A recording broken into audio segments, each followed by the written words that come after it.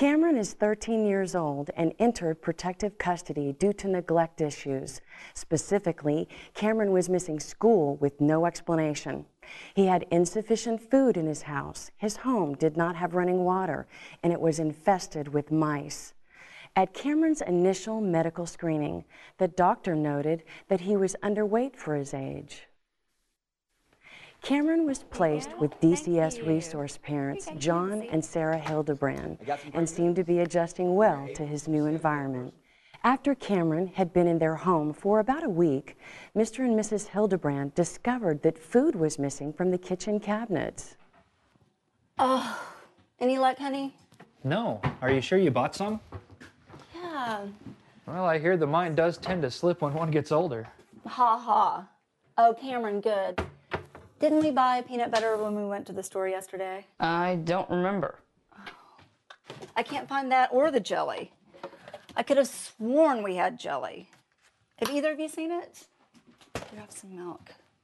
Surely we couldn't have eaten it all. I better go or I'll miss the bus. Well, that was strange. I know.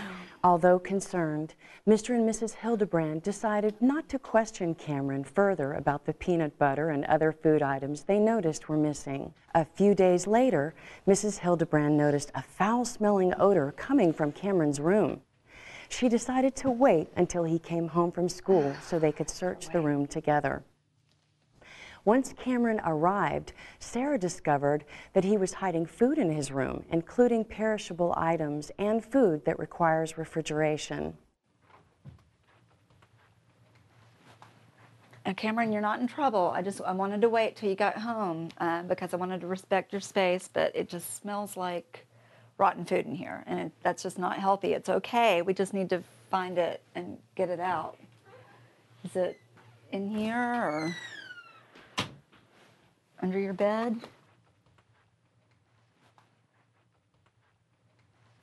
You're not in trouble, honest. In here? Oh, yeah, okay.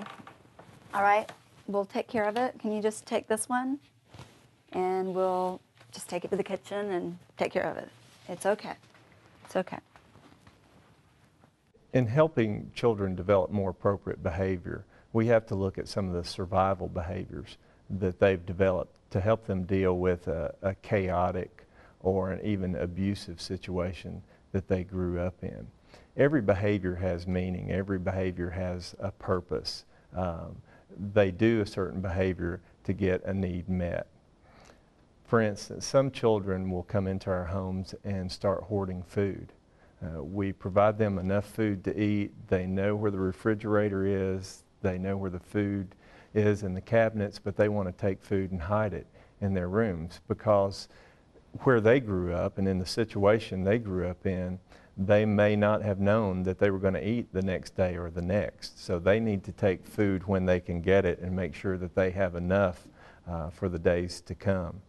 So something we can do in that instance is tell a child that they can have as much healthy food as they want, or always have a bowl of fruit or granola bars or something healthy for them to eat out at all times so that it's visible and that they know that they have access to it. Also, when we're dealing with survival behaviors, if we ask the child to stop a certain behavior, we always have to follow up and tell them what they can do instead. So if a child is hoarding food, we can say, you can't take the food to your room, but you can eat the fruit here in the living room or here in the dining room. You can have all the fruit that you want anytime that you want. You don't have to ask for it. Just go up and get it. So we can't say, no, you can't do this unless we follow up and say, but here's what you can start doing instead. Mr. and Mrs. Hildebrand responded to the situation by assuring Cameron that he has access to the food in the home whenever he wants, and that he will always have enough to eat. They leave the cabinets open during mealtime so that Cameron can see that more food is available. They do not remove the food from the bedroom. Instead, they offer Cameron a container in which to put exposed food items. Now you rinse that off for me? Suds off there real good. Not so tough, is it? Yeah. Everybody pitching in. Hey guys. Hey Cameron, can I show you something? Okay. I want you to know that you are welcome to anything in here, and you can eat it out here or whatever you want, but we want you to feel safe. So if you feel like you need to take anything into your room, that's okay. But let's just make sure we put it in. Yeah, it's okay. But let's just make sure we put it in here and seal it up really good, just so it stays fresh. Feel free to pick anything out that you want. What do you think? Is this okay? Sure. Brownies, like as long as we put them in a little baggie, so no bugs can get to them. That's fine. Okay.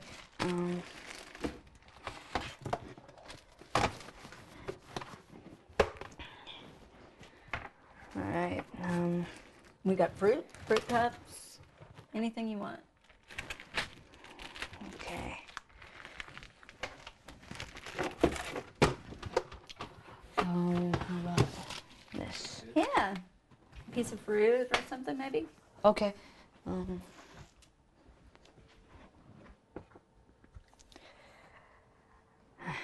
Anything good. else? No. And just seal it up real tight, and you can take that on into your room. So you're sure this is okay? Yeah. Oh, okay.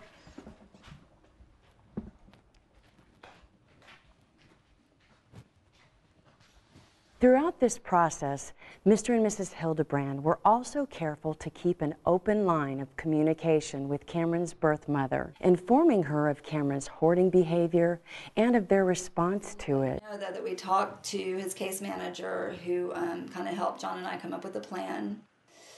And what we're going to do is every morning and night we're going to... Eventually, Cameron brings the food out and discontinues hoarding. Discipline should always leave the child feeling safe and should help to build trust between the caregiver and the child. In this case, discipline was achieved by providing structure. The techniques used to enable the child to begin feeling secure that he would always have something to eat at the Hildebrands' home.